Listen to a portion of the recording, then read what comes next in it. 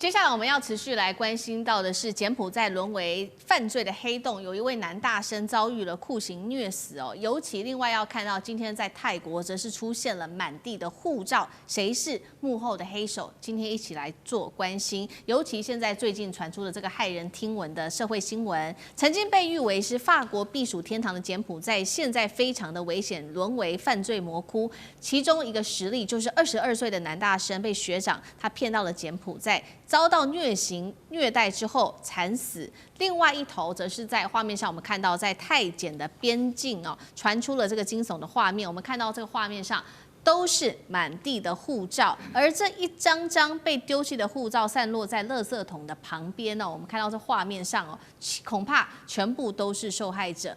专家现在说了，为什么柬埔寨跟泰国这么的危险，就是因为在附近的国家其实都在扫这个电信诈骗、网络赌博等等，大家反而跑到了柬埔寨去避风头。上志哥怎么看？最近我觉得值得关注跟诈骗有关的部分，就9月底9月29号的中国大陆宣判一个缅北的先前就是中国跟缅甸一起在查的诈骗集团。有史以来最大的案子宣判了哈，他就明珍珍集团就是个女生姓名的，他们整个家族在这个园区做宣判，这里头是这样子，大概有39人被判刑，11个人被判死刑。那这是一个历来所谓中国涉及到在查诈骗当中最严重的宣判，而且未来都觉得这是一个指标的标准。我们知道，其实中国大陆或者在讲在过去的诈骗是从柬埔寨开始的，后来其实在泰国。然后泰国当中，后来尤其是在泰缅边界，后来集中在缅甸，所以中国其实最早就是在对付诈骗，就是柬埔寨，所以都觉得，怎么现在柬埔寨又回来了呢？没有错，柬埔寨过去在诈骗是中国做一个大的巢穴，在中国大陆政府强力介入，跟柬埔寨政府一起在打，最后清干净了，最后才移到缅甸去。好，你以为柬埔寨没有诈骗吗？没有，只不过就是中国在柬埔寨的诈骗没了。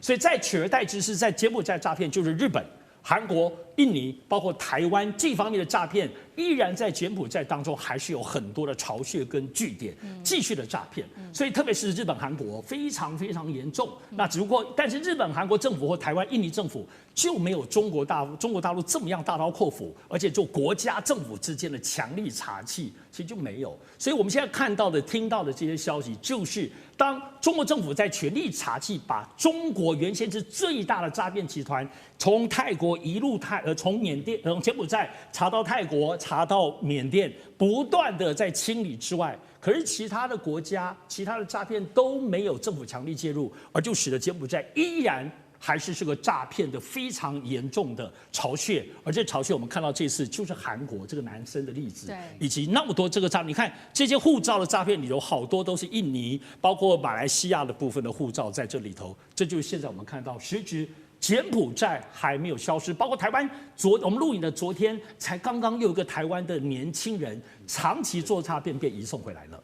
我比较好奇的事情是，报道已经这么多了，为什么还是有这么多人会被诈骗去到当地？干哥怎么看？思敏，我现在就要来帮你解答这个问题，因为一般人都会想说，怎么可能呢？全世界都很注意诈骗问题，对不对？世界各地都发生了相关的案件，而且都成为严重的社会问题。为什么这个南韩的大学生，普信大学生，他只有22岁而已。照理讲的话，他也会有他的父母兄长告知。好，现在我为各位解答谜底，就是因为这个大学生是被谁骗的？他不是看电视，他不是看网络消息，他就是被他的学长骗的。以人对人1对1的方式，他们是一个架构，他们是一个体系，也就是说。不管从金边或者从缅甸的 KK 园区所发展出来的所有诈骗模式，你都会认为说是一种旅游或是工作的一些诱饵诈骗。现在不是，现在对人1对1的直接说动你。为什么？我是学长，我怎么会骗你呢？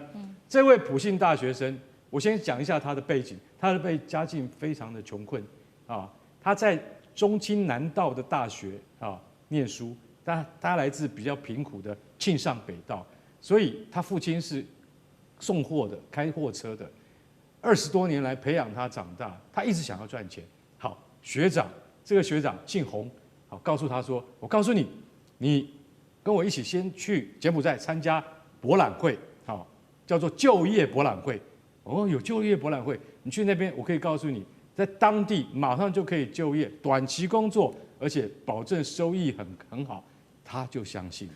他是这样的情况之下，跟着洪信学长到了柬埔寨。可是他一到柬埔寨，你知道吗？除了金边机场，还有现代化的感觉，但是马上就陷入了山路崎岖啊，然后完全是没有一里平路的那种颠簸的环境，一直到哪里呢？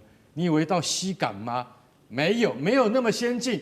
到了有一个地方叫做博歌山的地方，博歌山是什么地方？距离西港大概有15公里远。这是什么地方？这是一个以前在法国殖民的时代的一个很繁华的就度假胜地。可是从西方人离开之后，马上就被荒废了。荒废到现在，柬埔寨依然是一个没有完全进步的国家，它才会容许犯罪集团把这个博歌山的这个山庄重新粉刷一遍，然后变成了什么？变成了另外一个 KK 园区。也就是说，所有变成猪仔、被绑架而来的这些人，如果你不参与我们的诈骗这个体系的话，那你一定会挨到毒打。然后我特别去了解了一下，为什么这个普信大学生是韩国籍？大家要注意到，我们都有听过各国籍的人被骗，但是韩国籍恐怕很少听到。没错，为什么很少听到？因为那是诈骗集团，国际诈骗集团还没有开发的，算是处女地，在这2年才开始开发。而且在这2年，从2020年只有4件，到了2023年飙到220件，到了去年2024年底到了330件。我现在所讲的是被控制报案，然后后来有能够得到解决的。这个普信大学生为什么没有能够生还的回来的原因，是因为目前柬埔寨警方的讲法是说，据他们了解，因为人都已经死了，死无对证，但是听说他反抗，后来他接受了，他说好，我来帮你们骗我自己的同胞韩国人啊，但是在于酬劳的分配上面，目前听警方的说法是这样。说有一笔123万台币，相当于接近5000万韩元的那个金额，普信大学生交代不明，交代不清。家属不能同意啊。家属说，我的儿子怎么可能会去参加诈骗集团？但是后来这个普信大学生他被绑架之后，的确有这个要求的赎金的电话，是由什么？是由一个具北韩口音、朝鲜口音的歹徒打电话、越洋电话到庆尚北道的这个普信大学生的家里，然后跟他的这个父亲说，你要准备5000万韩元，所以大家就可以 match 起来说，他被要求的赎金跟那个诈骗集团说。他可能侵吞了我们的一笔款项，那个金额是 match 的，所以造成了说今天这个惨案，因为韩国人在海外，尤其是像柬埔寨这种东南亚国家，遇害的案例非常少，所以引起连总统李在明都非常的关注，而且被议员臭骂，为什么世界各个国家、东南亚周边国家都这么的关心国民被诈骗的问题，韩国一直没有，但韩国没有警觉心。到现在，你才要派外事专业警官到柬埔寨去，到金边去帮忙协调这些问题。所以说，李在明也是一脸的鼻子青啊，一脸的红。为什么？因为被骂的真的是，坦白说，他们的反应是慢了许多。因为周边国家这么多惨痛的经验，韩国人到现在才刚刚开始受到这样的毒害。所以对于他们自己国内本身的舆论造成很大的波澜。那我相信，在这个柬埔寨或者是缅甸等地的诈骗集团，现在已经开始会朝像南韩跟北韩像这样子的从来没有发展过的地区下重手。所以一定要告诉各位说，在这些地方的侨胞们也要特别的小心。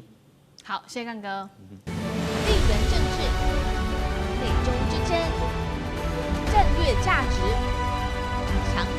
起，小国生存。现在与未来